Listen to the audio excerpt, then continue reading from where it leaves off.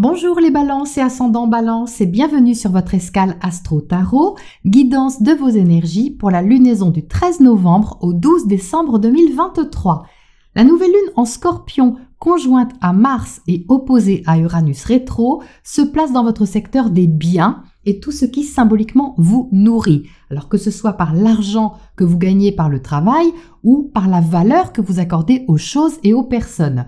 Mars étant le maître de votre secteur opposé, il peut y avoir une nouvelle rencontre, un nouveau partenariat, un nouveau contrat ou un changement au sein d'une alliance quelle qu'elle soit. L'opposition à Uranus marque en effet un tournant qui peut impacter votre secteur financier, mais aussi votre façon de partager les choses avec l'autre ou les autres. Cette lunaison peut donc changer votre rapport à l'attachement ou à l'investissement, quel qu'il soit.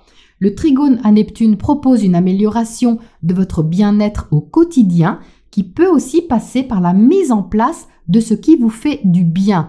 Alors soit parce que vous souhaitez travailler sur quelque chose qui vous inspire, soit parce que vous souhaitez plus de temps pour vous ressourcer, ce sera différent pour chacun. Mercure et Vénus, votre planète maîtresse, seront en sextile sur cette nouvelle lune et Vénus étant dans votre signe, cela va grandement favoriser vos relations et vos échanges pour régler ou harmoniser quelque chose. Donc même si l'opposition est un peu déstabilisante de par le changement impliqué, d'un autre côté, vous aurez des atouts pour faciliter les contacts et garder un certain optimisme. Le carré de Mercure à Saturne se défait, mais il est toujours présent, vous rappelant certaines limites ou certaines contraintes, mais vous devriez tirer votre épingle du jeu. Au niveau des dates importantes, on a déjà du 20 au 24 novembre le Soleil et Mars en sextile à Pluton, suivi du carré de Soleil et Mars à Saturne, puisqu'ils changent de signe. Donc sur ces 4 jours-là, vous pourriez investir du temps et des deniers dans une thématique que vous souhaitez stabiliser ou valoriser à votre manière.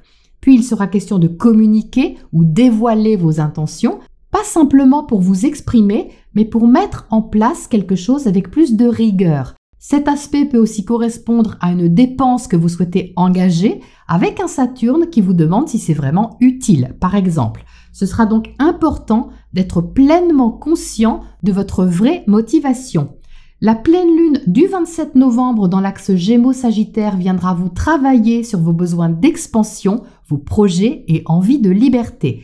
Il sera question de voir ce qui est accessible et possible et ça pourrait soulever une dualité entre vos principes, vos valeurs morales et ce que vous pouvez vraiment partager.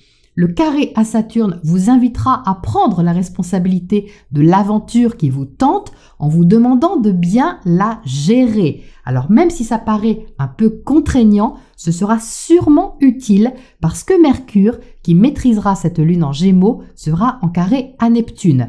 Et avec cet aspect, on peut prendre des vessies pour des lanternes. Donc, il est préférable de ne pas s'emballer pour quelque chose qui semblerait idyllique autour de la pleine lune afin de privilégier la raison.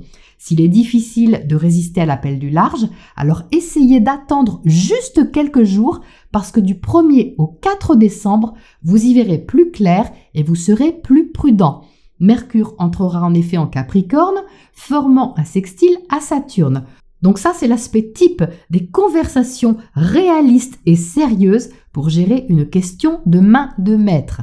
Le foyer peut être concerné à cette période, alors peut-être que vous pouvez échanger par exemple avec un membre de la famille de façon avisée et responsable. Au même moment, Vénus sera en carré à Pluton, donc il peut y avoir une question affective ou financière à gérer qui demande de l'implication à cause d'un changement qu'il est nécessaire de faire. Donc ce sera à vous de voir comment vous pouvez vous libérer d'une sensation d'emprise, qu'elle soit réelle ou symbolique, afin de prendre un virage sain à ce niveau.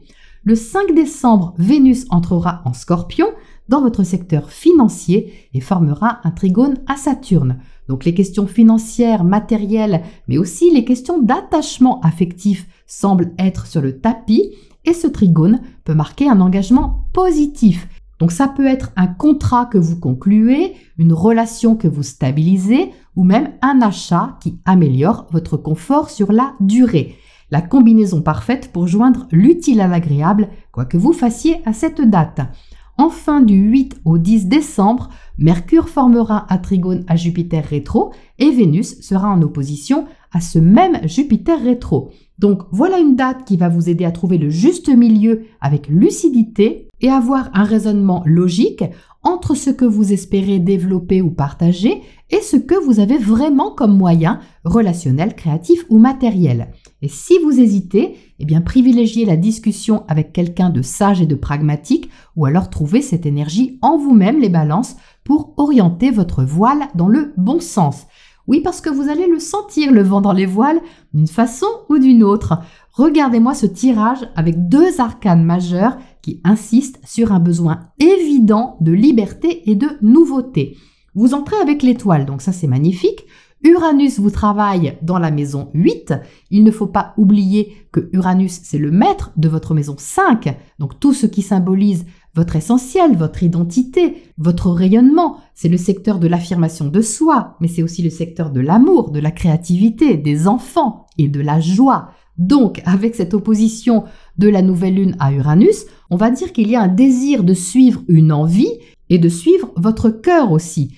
Alors, quelque chose vous donne de l'espoir ici, que ce soit l'espoir d'un renouveau, d'un mieux-être ou de ce que va libérer ce cycle lunaire au niveau relationnel ou contractuel. Alors, c'est assez chouette d'entrer avec cet arcane-là parce que vous pouvez vous sentir porté par quelque chose qui vous montre une direction. Alors, j'ai un peu la sensation d'envoyer même valser quelque chose, qui n'est pas forcément quelque chose de tangible, de concret, mais que je ressens plutôt comme quelque chose d'intérieur, comme envoyer valser un sentiment de routine ou d'ennui, envoyer valser quelque chose qui ronronnait, un fonctionnement émotionnel, affectif, enfin quelque chose dans ce style-là. Le 4 de coupe au centre parle en effet de stagnation, de bof-bof, vous voyez, de soupir, de « oh, j'en ai marre », tout ça. Bah oui, mais il est inversé, donc ça c'est très bon signe, parce qu'il est réveillé par l'étoile qui s'élance vers lui et qui vient le bousculer agréablement, je dirais. Donc il m'apparaît assez clairement que vous allez faire bouger les lignes, les balances d'une situation, d'une insatisfaction et secouer le cocotier à votre manière. Il y a de l'enthousiasme dans votre tirage. Je ressens cet enthousiasme et cette envie. Donc peut-être que vous allez avoir envie de tenter une aventure avec le fou en 3e position et de partir ou repartir de zéro pour ressentir la liberté que ça vous procure. Mais derrière tout ça, c'est la stimulation affective et émotionnelle qui est recherchée. On n'a pas de pentacle ici. Donc même si les énergies astro concernent assez le secteur financier, ce n'est pas ce qui ressort ici, vous voyez. Ce tirage souligne davantage le besoin de ne plus refouler quelque chose qui vous maintenait dans une énergie trop statique, soit émotionnellement, soit relationnellement. Donc c'est particulièrement libérateur, mais sachez aussi prendre votre temps pour ne pas perdre pied. Et je vous dis ça parce que je suis attirée par la position de ces 2 personnages qui encadrent le 4 de coupe et qui s'envolent, certes, mais dont les pieds ne touchent pas par terre. Ni au niveau de l'étoile, ni au niveau du fou. Et ça me rappelle ce carré Mercure-Neptune à la pleine lune. Donc gardez bien votre bel enthousiasme les balances et privilégiez la première semaine de décembre pour entrer dans le concret et poser vraiment les choses. Je vous souhaite une très belle lunaison.